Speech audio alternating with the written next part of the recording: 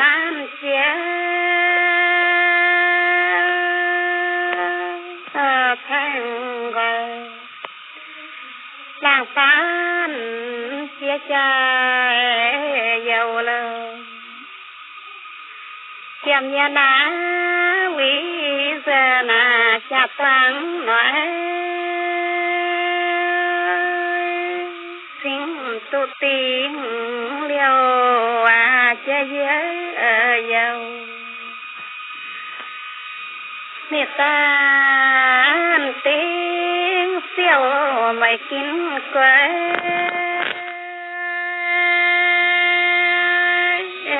mày kín quê loa thân vắng ngô quang lâu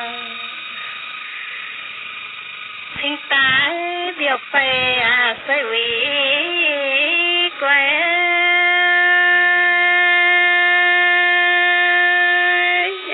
dầm hiệp quê ta và soi hái tiêu là hai nhà ná ba hè na thân vị tin